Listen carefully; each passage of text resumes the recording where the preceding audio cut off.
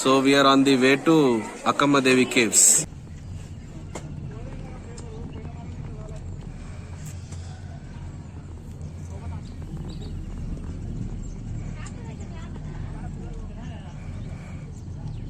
Dam back side ఇది view. So మనం కింద ఆ కంట్రోల్ రూమ్ దగ్గరికి వెళ్ళాలి. అక్కడ నుంచి మనకు బోట్ అవైలబుల్గా ఉంటుంది అక్కమ్మ దేవి కేవ్స్కి వెళ్ళడానికి.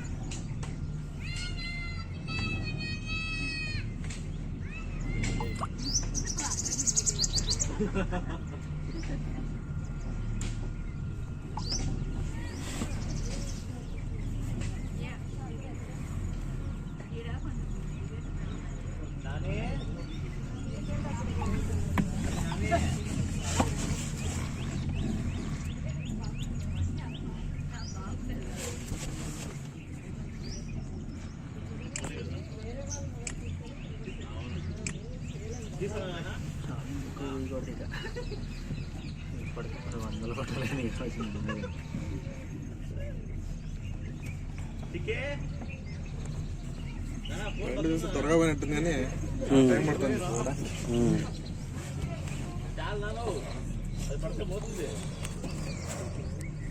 అవును, బోట్ వే అయితే ఇక్కడ నుంచి మళ్ళీ పైకి తీసుకుపోయాడు. బోట్ వే ఇక్కడ దిగి బోట్ వేకి వెళ్ళాలా? అవును, మళ్ళీ అక్కడ వస్తుంది రిటర్న్ అవుతా దాంట్లో ఎక్కించి మళ్ళీ పైకి అదే టికెట్ బోట్ కొట్టు మళ్ళీ డబ్బులు తీసుకోవడం దాంతో రిటర్న్ మళ్ళీ టికెట్ చూపించి అంటాడు ఆడ. So we have started the journey to Akkamma Devi caves. ఇప్పుడే లాంచ్ ఎక్కామన్నమాట.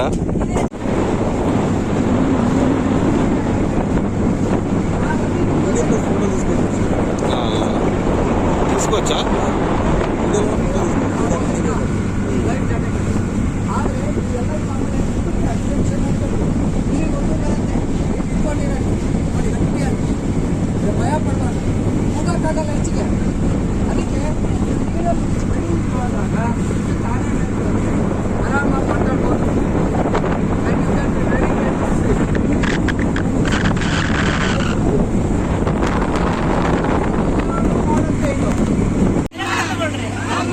మనం ఆక్టోపస్ వ్యూ పాయింట్ నుంచి చూసిన విలేజ్, ఈ చిన్న విలేజ్ ఇదే.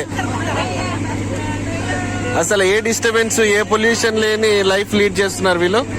సూపర్ ప్లేస్, ఎక్సలెంట్ గా ఉంది.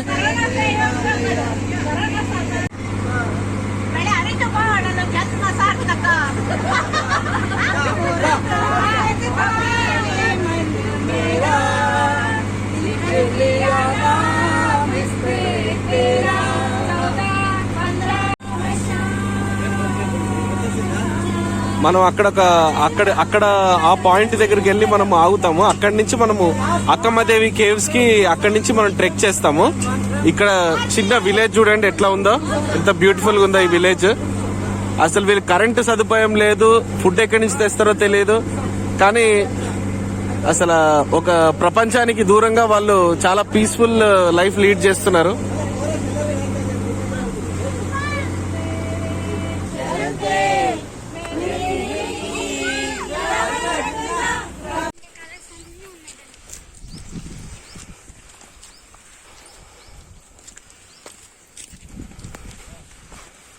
సురేష్, అదే కేవా?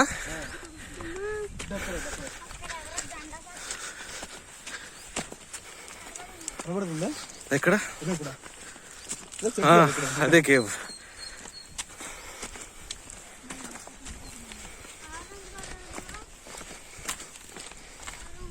ఏమన్నా వ్యూ అసలు సురేష్.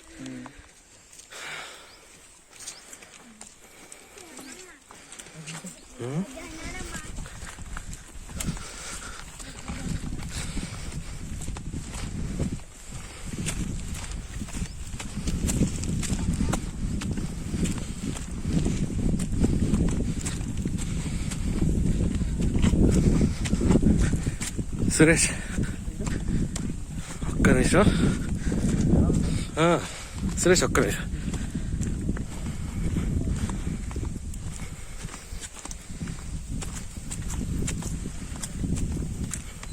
వీళ్ళు ఇక్కడే ఉంటారేమో, పైన ఏదో గుడి ఉంది. ఒక్క నిమిషం.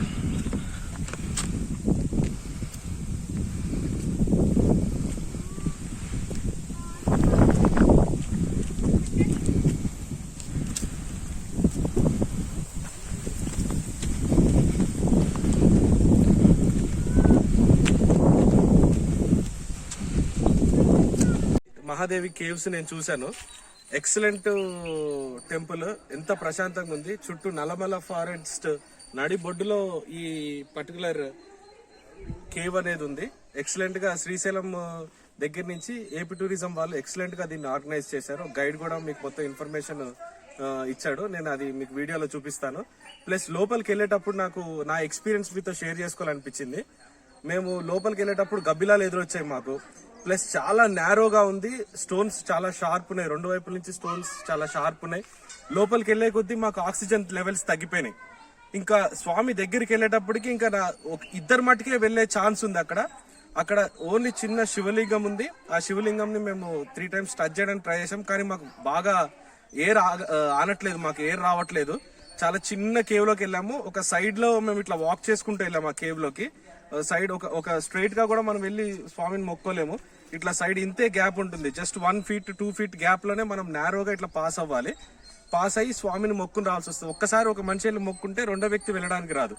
చాలా జాగ్రత్తగా, చాలా లో ప్రొఫైల్లో మోకాళ్ళ మీద మేము వెళ్ళేసి స్వామిని ఈశ్వరుని దర్శనం చేసుకుని వచ్చాము. But we don't recommend this for elderly people. Only youngsters who have good fitness can try out this thing. కాబట్టి ఫ్యాట్ పీపుల్ ఇరుక్కుపోతారు, అంటే డోంట్ టేక్ ఇట్ అదర్వైజ్. కొద్ది సన్నగా నేను ఓకే మీడియం లో ఇలా రాసుకుంటూ okay I manage some how to go pray and come back. So all together it was an wonderful experience. And ఇంకోటి ఏంటంటే ఇక్కడ ఈ స్పెషాలిటీ ఏంటంటే ఈ శిలా తోరణం, ఈ ఎక్సలెంట్ గా న్యాచురల్లీ ఫార్మ్డ్ శిలా తోరణం ఉంది. ఈ తల్లి యొక్క గొప్పతనం నేను ఇంకా చెప్పలేను, అంతా కూడా గైడ్ ఎక్స్ప్లెయిన్ చేశాడు.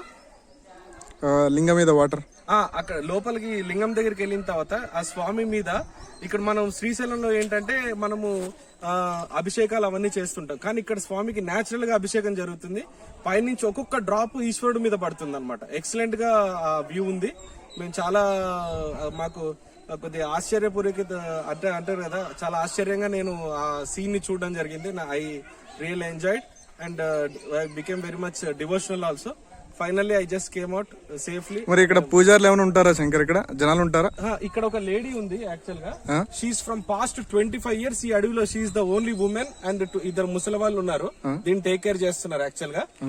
ఒకటే ఒక లేడీ వైట్ డ్రెస్ లో ఉంది అక్కడ. She's from 25 years. She's from Karnataka అన్నమాట. కర్ణాటక లో స్టేట్ లేడీ అన్నమాట ఆమె. 25 years నుంచి ఇక్కడ దైవ దర్శనంలో ఆమె షీఈస్ టేకింగ్ కేర్ అనమాట. ఇక్కడే వండుకుని తిని she's there. So in that way ఈ ప్లేస్ ఎక్సలెంట్ ప్లేస్. ఇంకోటి ఏంటంటే కృష్ణానది ఒడ్డున, కృష్ణానది బ్యాక్ వాటర్స్ మొత్తము ఎక్సలెంట్ వ్యూ. అసలు everybody must visit Akkammadevi caves dedicatedly. కాకపోతే ఏంటంటే ఓన్లీ శ్రీశైల దర్శనం చేసుకుని వెళ్ళాలనుకున్న వాళ్ళు 1 day లో వెళ్ళిపోవచ్చు, కానీ ఒక రోజు ఎక్స్ట్రా ఉండి ఈ ప్లేస్ ని చూసుకోగలిగితే ఎక్సలెంట్ గా ఉంటుంది. 4 hours జర్నీ. ఈ మనం శ్రీశైలం పాతాళ గంగ దగ్గర నుంచి పికప్ పాయింట్ ఉంటుంది, boat pickup point.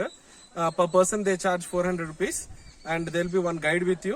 He will take you around, అంత మొత్తం ఎక్స్ప్లెయిన్ చేస్తాడు. ఈ జర్నీ కంప్లీట్ జర్నీ మళ్ళీ శ్రీశైలం వెళ్లే వరకు 4 hours టైం తీసుకుంటుంది.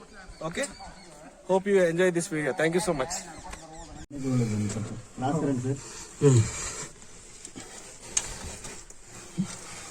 నేను 2 సంవత్సరాల వీడియో తీసుకుని లోపలికి వెళ్ళి మీరు ఒక్కరే కనపడ్డారు నాకు. Okay, this goes for the channel. అక్క మహాదేవి కేవ్స్ ఇదే సార్. చాలా మంది బొర్రా కేవ్స్, బెలూన్ కేవ్స్ లో ఉంచిన బయలుదేరుతారు. ఇక్కడ కేవ్స్ ఇంపార్టెంట్ కదా. అక్క మహాదేవి అవుతున్నాయి. అక్క మహాదేవి అమ్మవారు అంటే ఆవిడ స్టాచ్యూ కనబడుతుంది. ఈవిడ కర్ణాటకలోని శివమొగ్గ డిస్టిక్ ఉడికని చిన్న విలేజ్ లో జన్మించింది. వీళ్ళ తల్లిదండ్రుల పేరు నిర్మలా సుమతి. వీళ్ళ వీరశైలవ మతస్థులు వీళ్ళు. ఈ వీరశైలులకి ఏంటంటే వీళ్ళు ఓన్లీ బ్రహ్మరాంబ మల్లికార్జున స్వామిని పూజిస్తారు, వేరే దేవుని పూజించరు వీళ్ళు. అక్క మహాదేవి తల్లిదండ్రులకి చాలా వరకు సంతానం ఉండదండి. వాళ్ళ సంతానం కోసం పరితపించే టైంలో సాధువులు, విద్వాంసులు, వేద పండితులంతా మీకు పార్వతి అంశ వల్ల ఆడపిల్ల పుట్టబోతుంది, అధైర్యపడదని చెప్తుంటారు. అయినా సరే వాళ్ళు సతమతమవుతూనే ఉంటారు. కొన్నాళ్ళకి ఆడపిల్ల పుడుతుంది. పుట్టిన వెంటనే ఆ పాపకి సాధువులు, ఋషులంతా కలిసి మహాదేవిని నామకరణం చేస్తారు. అక్క మహాదేవి అమ్మవారు పుట్టిన దగ్గర నుంచి చిన్నప్పటి నుంచి శివారాధనలోనే ఉండేది. ఆవిడకి యుక్త వయసు వచ్చిన తర్వాత మల్లికార్జున స్వామి స్వరూపాన్ని చూసి చేసుకుంటే మల్లికార్జున స్వామిని పెళ్లి చేసుకోవాలని ఒక దృఢ సంకల్పంగా ఉండేది. అక్క మహాదేవి అమ్మవారు చాలా రూపవతి. ఆవిడ అందాన్ని చూసి ప్రతి దేశాన్ని పరిపాలించి రాజులు అక్క మహాదేవిని పెళ్లాడాలనుకునేవాడు. ఎప్పుడు ఆవిడ శరీర సౌందర్యం చూసి మురిచిపోయేది కదా, ఎప్పుడు శివారాధనలోనే ఉండేది. కర్ణాటకలో పుట్టి పెరిగింది కాబట్టి కర్ణాటక రాజ్యాన్ని పరిపాలించే రాజుని కౌశిక మహారాజు. అమ్మవారు అందానికి దాచుడై ఎట్లా అయినా అక్క మహాదేవిని పెళ్లాడాలనుకుంటాడు. అనుకున్న తక్షణమే తన మంత్రి చేత అక్క మహాదేవి తల్లిదండ్రులకు కౌరు పంపుతాడు, మీ అమ్మాయిని పెళ్లి చేసుకుంటానని. వాళ్ళు నిరాకరిస్తారు. మా అమ్మాయి కారణ జన్మరాలు, ఈ జన్మకు పెళ్లి యోగం లేదు, ఒక శివుడికి అంకితం అని చెప్తారు వాళ్ళు. అదే విషయం మంత్రి గారు రాజుగారితో చెప్తే రాజుగారికి చాలా కోపం వస్తుంది. ఏంటి వీళ్ళు నా రాజ్యంలో బతుకుతూ నేను పెళ్లాడుతానని నిరాకరిస్తున్నారు, బలవంతంగా సరే అక్క మహాదేవిని తీసుకురండి, నేను రాక్షస వివాహం ఆడతానంటాడు. రాజుభటులు వచ్చినప్పుడు అక్క మహాదేవి తల్లిదండ్రులు బాధపడుతూ ఉంటారు. ఏంటి మా అమ్మాయి జీవితం రాజుచెరలో మగ్గిపోవలసిందేనా, మా అమ్మాయికి అంటూ శివధ్యానం దొరకదా అని. తల్లిదండ్రుల బాధ చూడలేక అక్క మహాదేవి అమ్మవారు రాజుగారి దగ్గరికి వెళ్తుంది. వెళ్ళి రాజు మనం పెళ్లి చేసుకున్నాం, కాకపోతే నువ్వు 2 షరతులకు అంగీకరిస్తే నేను నిన్ను పెళ్లాడతానంటది. అమ్మవారు అందానికి దాసుడే ఏ షరతుకైనా అంగీకరిస్తానంటాడు. మత మార్పిడి విధానానికి అంగీకరించమని అడుగుతుంది. ఆయన జైన మతస్థుడు, వీరశైలులు. జైన రాజ్యంలో వీరశైలులు అంటే చాలా నీచాతి నీచంగా చూసేవాడు. అయినా సరే అమ్మవారు అందాన్ని చూసి జైన మతాన్ని వీరశైలవ మతాన్ని స్వీకరించడానికి రాజుగారు ఒప్పుకుంటాడు. రెండో షరతు ఏంటంటే నీ రాజ్యంలో కొన్ని రోజులు నేను ధ్యానంలో కూర్చుంటాను, నా ధ్యానం అయిన తర్వాత పెళ్లి చేసుకున్నాం, అంతవరకు నన్ను తాకవద్దు అంటది. దానికి ఒప్పుకుంటాడు. చేస్తే 1 రోజు 2 రోజులు ఎలా పెళ్లి చేసుకుంటారు కదా అని. తన రాజ్యంలోని చిన్న శివలింగాన్ని ఏర్పాటు చేసుకుని అమ్మవారు తపస్సులో కూర్చుంటుంది. రోజులు గడుస్తుండే, నెలలు గడుస్తుండే, సంవత్సరాలు గడిచిపోతూ ఉంటాయి. రాజుగారికి వృద్ధాప్య దశ దగ్గర పడుతుంది. ఏంటి ఈవిని తీసుకొచ్చి ఇంతకాలం పడి ఇవి తపస్సులను కూర్చుంది, నా వయసు అయిపోతే నేను ఎప్పుడు పెళ్ళాడాలని చెప్పి కామ వాంఛతో తపస్సులో ఉన్న అమ్మవారిని పట్టుకుంటాడు రాజుగారు. ఆవిడ తపస్సు భంగంగా లేస్తుంది. లేచి రాజా, నేను ఇంతకాలం పడి నీ రాజ్యంలో తపస్సు చేస్తున్నాను, నా భక్తిని నువ్వు గమనించలేదు, నీకు కావాల్సిందేంటి, ఈ తుచ్చమైన ఈ శరీరమే కదా, వచ్చి తీసుకోమని చెప్పి తన వస్త్రంలో తానుగా ఒక్కొక్కటి తీసి రాజుగారి ముందు దిగంబరగా నిలబడుతుంది. ఆ దిగంబరగా నిలబడ్డప్పుడు ఆవిడ తల వెంట్రుకలే వస్త్రాలుగా ఏర్పడతాయి. అది నల్ల డ్రెస్ కదండి, అమ్మవారు దిగంబరే. అప్పుడు ఆవిడలో జైన తీర్థంతుల వారు కనబడతాడు. రాజుగారు గురువు గారు తల మీద పడతాడు. అమ్మ, తెలియక చేసిన తప్పు కూడా నువ్వు క్షమించు, నువ్వెక్కడికి వెళ్ళొద్దు, నా రాజ్యంలో నుండి నీకు సకల సంపదలు సమకూరుస్తానంటాడు. అయ్యా, నేను నీ కనువిప్పు కలిగించడం కోసం నీ రాజ్యానికి వచ్చాను, నీ కనువిప్పు కలిగింది కాబట్టి నేను చిన్న మల్లికార్జున స్వామివారి దర్శనానికి వెళ్ళాలంటది. మనం మల్లికార్జున స్వామి అంటాం, కర్ణాటక వాళ్ళంతా చిన్న మల్లికార్జున స్వామి అంటారు. 12వ శతాబ్దం అంటే సుమారుగా 800 సంవత్సరాల క్రితం ఆ కర్ణాటక నుంచి నల్లమల ఫారెస్ట్లో అమ్మవారు దిగంబరగానే రావడం జరిగింది శ్రీశైలం. 800 సంవత్సరాల క్రితం అంటే ఈ నల్లమల ఫారెస్ట్ ఎలా ఉండేదో ఒకసారి ఆలోచించండి. అక్కడ స్వామివారి దర్శనం చేసుకుని తపస్సులో ఎక్కడ కూర్చోవాలి అని అన్వేషించే టైంలో ఈ వనదేవత ప్రత్యక్షమై, అమ్మ, నువ్వు మంచి సంకల్పంలో వచ్చేటట్టు నేను కాపాడుకుంటాను, నువ్వు వచ్చి నా గర్భంలో వచ్చి కూర్చో అమ్మ అని చెప్పి తానుగా వెలుస్తున్నాను. విద్వాంసులు, వేద పండితులు చెప్తున్నారు. ఈ గుహలు పురావస్తు శాఖ వాళ్ళు అయితే 1,00,000 సంవత్సరాల క్రితం ఏర్పడని వాళ్ళు చెప్తున్నారు. ఈ గుహల్లోకి వెళ్ళి కొంతకాలం తపస్సులో కూర్చుందండి. ఆవిడ తపస్సు ప్రతిఫలంగా నేచురల్ స్వయంభూ శివలింగం వలసింది గుహల లోపల. శ్రీశైలం ఉన్న స్వామిని జ్యోతిర్లింగం అంటాం, స్వయంభూలింగం అండి. అక్కడ ఉన్న స్వామికి అయితే మనం అభిషేకాలు చేస్తాం, ఇక్కడ ఉన్న స్వామికి ఎవరో అభిషేకాలు చేయరండి. సహసిద్ధంగా ఒక డ్రాప్ వాటర్ లింగం మీద పడతా ఉంటుంది. 365 రోజులు ఈ స్వామికి అభిషేకం జరుగుతూనే ఉంటుంది. మనం ప్రతి దేవాలయానికి వెళ్తుంటాం. దేవాలయం ముందు శిలాతోరణం కానీ ముఖద్వారం కానీ మనం ఏర్పాటు చేసుకుంటాం. ఈ కేవ్స్ ముందు చూడండి ఎంత పెద్ద నేచురల్ ఆర్ట్ ఏర్పడింది శిలాతోరణం. ఇది ఒక భౌగోళిక అద్భుతంగా కనబడుతుంది శిలాతోరణం. ఇది ఇక్కడ స్వామి ఉన్నాడు అంటానికి నిదర్శనం అదొకటి. నెక్స్ట్ ఆ మాట 24 ఇయర్స్ అయింది ఇక్కడికి వచ్చి. సాయంత్రం అయితే ఇక్కడ నరం మానవుడు అనేవాడే ఉన్నాడు. ఒక లేడీ 24 సంవత్సరాలు బట్టి ఈ గుహల దగ్గర ఉండగలుగుతుందంటే స్వామి ఉన్నాడంటే ఉన్నాడు అని బలంగా అయితే మేము చెప్తాం. ఇక్కడ ఫస్ట్ టైం వచ్చి సెకండ్ టైం కంపల్సరీ వస్తాడండి. అనుకున్న కోరికలు తీరేనో లేదా నెక్స్ట్ టైం మీకు చూడాలను అలా వచ్చిన వాళ్ళు ఉన్నారు. మేము ఎక్స్ప్లెయిన్ చేసిన వాళ్ళు వేలాది మంది మా పలకరించి వెళ్ళిన వాళ్ళు ఉన్నారు. ఈ స్వామిని భారీగా వరాలేం కోరవసరం లేదండి. వెళ్ళి లింగాన్ని 2 చేతులతో పట్టుకుని తల 3 టైమ్స్ ఆనిస్తే చాలు. అనుకున్న కోరికలు నెరవేరుతూనే ఉంటాయి, వచ్చి వాళ్ళు వస్తూనే ఉంటారు. మీరు శ్రీశైలం స్వామివారి దర్శనానికి వెళ్ళారా? స్వామివారి కంటే ముందు 3 నల్లరాతి విగ్రహాలు ఉంటాయి. అబ్జర్వ్ చేశారా? లెఫ్ట్ చేతిలో ఒకటి, రైట్ చేతిలో 2. గర్భగుడికి ముందు ఉంటాయి బ్లాక్ విగ్రహాలు 3. ఒకటి అక్క మహాదేవ్ అమ్మవారి విగ్రహం ఒకటి, 2 హేమారెడ్డి మల్లమ్మ విగ్రహం ఒకటి, 3 సిద్ధరామప్ప విగ్రహం ఒకటి. వీళ్ళ ముగ్గురు మనలా మానవ జన్మెత్తిన మనుషులే. మానవ జన్మెత్తిన మనుషులు విగ్రహాలు తీసుకెళ్లి స్వామివారి కంటే ముందు పెట్టారంటే ఒక్కసారి ఆలోచించండి. వీళ్ళ ముగ్గురు చరిత్రలు ఎటువంటి బావు. ఈ ముగ్గురులో ఒక ఆవిడే అక్క మహాదేవ్ అన్న కూడా ఈ గుహలో తపస్సు చేసి అక్కడ కదిలి వనం అని ఒక వనం ఉందండి, వెళ్ళేటప్పుడు చూపిస్తా. అక్కడికి వెళ్ళి స్వామివారిలో ఐక్యత అయిపోయిందండి. ఇక్కడ చరిత్ర ఇది మేడం. చాలా మంది శ్రీశైలం నుంచి చాలా మంది సాధువులు విద్వాంసులు ఇక్కడికి వస్తుంటారు. వచ్చిన వాళ్ళలో ఏం చెప్తుంటారంటే కేవ్స్లోకి ఎంటర్ అయ్యేటప్పుడు మాత్రం చెప్తే ఓం నమః శివాయ మంత్రం అని చెప్పిన లేకపోతే సైలెంట్గా వెళ్ళి సైలెంట్గా దర్శనం చేసుకురామని చెప్తారు. అలా ఎందుకంటే చాలా మంది సాధువులు దీనిలో ఐక్యత ఈ సూక్ష్మ రూపంలో సంచరిస్తుంటారని వాళ్ళు చెప్తుంటారు. సైలెంట్గా వెళ్తే ఉపయోగకరం. టికెట్ కొన్నారు కాబట్టి అలానే దర్శనం చేస్తాం. మీకు ఎవరికైనా మెడిటేషన్ అలవాటు ఉంటే 2 మినిట్స్ లోపల నిలబడితే దీంట్లో ఉన్న వైబ్రేషన్స్ మీకే అర్థమవుతాయి. మెడిటేషన్కి అనువైన ప్రదేశం. విద్వాంసులు, వేద పండితులు, ఋషులు, సాధువులు అందరూ ఇక్కడికి వచ్చి వెళ్తారు. శ్రీశైలం వచ్చిన వల్ల మీరు అటువంటి ప్లేస్కి వచ్చారు, దాన్ని బట్టి మీరు ఆలోచించుకోండి. ఓకే,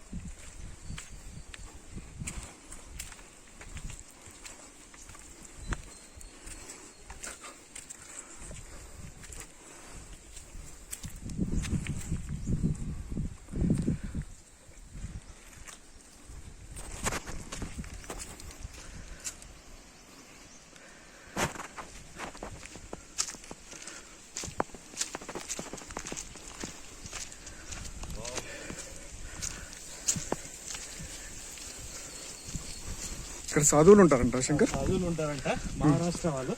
వీళ్ళు ఎవరిని పలకరించొద్దని చెప్పాడు గైడ్. సైలెంట్కి వెళ్ళి దర్శనం చేసుకుని రమ్మన్నాడు. ఓకే, ఇది ఏం శంకర్ ఇక్కడ ఏమది ఇప్పుడు? ఇది ఒక ఆశ్రమం అంట, మహారాష్ట్ర ఆశ్రమం అంట ఇది. అక్కడి నుంచి ఓన్లీ శివరాత్రి టైంలో అందరూ భోజనాలు పెడతారంట ఇక్కడ. ఓకే ఓకే, జీవ సమాధి వెళ్ళాడంట స్వామి. ఇక్కడ ఎవరిని కూడా డిస్టర్బ్ చేయకుండా దర్శనం చేసుకుని రావాలి.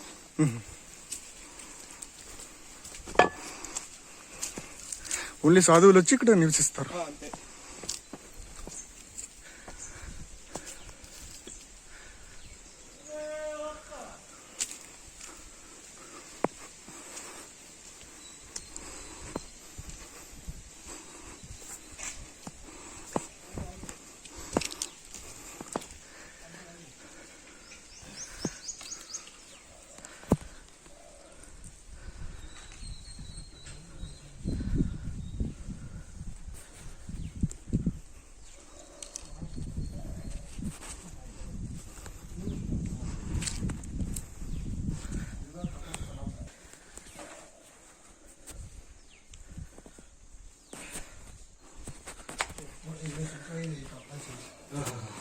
ఇద్దరు సాధువులు ఉంటారు ఇక్కడ. తపస్థలాన్ని చాలా జీవ సమాధి పెద్ద ఆశ్రమం ఇక్కడ పోయింది. ఇక్కడ పోయింది శిశురావు. ఎప్పటి కాలం ఇద్దరు సాధువులు ఉంటారు. ఇద్దరే సాధువులు ఉంటారు ఇక్కడ ఎప్పటివి 24 hours. ఇద్దరు మొత్తం వస్తారా పైన ఆశ్రమం ఉంది. అంతా మహారాష్ట్ర నుంచి